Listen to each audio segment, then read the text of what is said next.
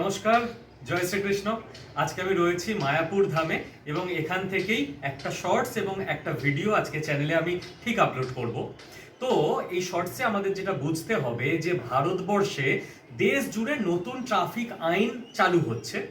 এবার নতুন ট্রাফিক আইন চালু করার প্রয়োজনীয়তা কি?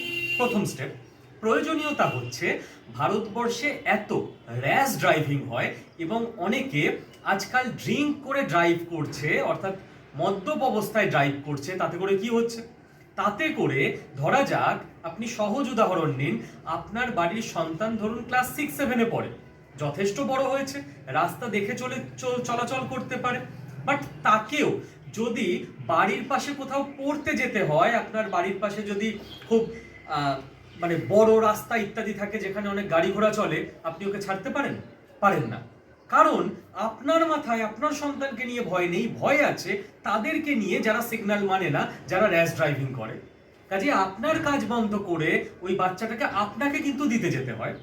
এবং সেকেন্ড, এ তো খুব ছোট ব্যাপার, আপনার কিছু সময় নষ্ট হয়, বাট যারা মদ্যপ অবস্থায় ড্রাইভ করছে, মানুষকে তারা মেরে দিয়ে বেরিয়ে যাচ্ছে। আপনার কোনো দোষ নেই, আপনি ঠিকভাবে নিজের সাইকেল বা স্কুটি বা চার চাকাটা চালাচ্ছেন, গাড়ি এসে আপনাকে মেরে দিয়ে বেরিয়ে গেল, মানুষের জীবন শেষ হয়ে যাচ্ছে। কাজেই দরকার আছে। এবার এই যে দরকার আছে, এর ফলে সরকার কি করলো? সরকার যেটা বলছে যে এখন থেকে বছরে যদি কোনো ড্রাইভার 5 বারের বেশি রুল ভায়োলেট করে ফেলে, তার লাইসেন্স ক্যান্সেল করে দেওয়া হবে। রুলস মানে ওভার স্পিডিং, রুলস মানে সিগন্যাল না মানা, রুল মানে রং সাইডে চালানো, হেলমেট না পরা, সিট বেল্ট না বাঁধা, ওভার স্পিডিং থেকে শুরু করে রং পার্কিং, এই সমস্ত কিছু রুলসের মধ্যে আসছে। তবে এই যে 5 বারের বেশি ভায়োলেট হলেই অটোমেটিক কি লাইসেন্স ক্যান্সেল হয়ে যাবে? না, তাকে আরটিওতে ডাকা হবে, হিয়ারিং হবে, তারপর ক্যান্সেল হবে। এবার সমস্যা যেখানে, সেটা হচ্ছে রুলস তো করা হলো খুব ভালো, বাট আউটকাম কি হবে? মানুষ যেটা দাবি করছে যে পুলিশ এতদিন যেখানে 100 টাকা নিত, এবার কি 500 টাকা নেবে?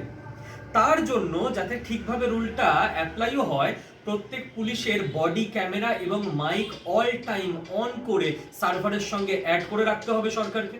মানুষ এটাও দাবি করছে যে রোড কন্ডিশন যে খারাপ, সেখানে মানুষের মৃত্যু হচ্ছে, বিপদ হচ্ছে, তার দায় কে নেবে?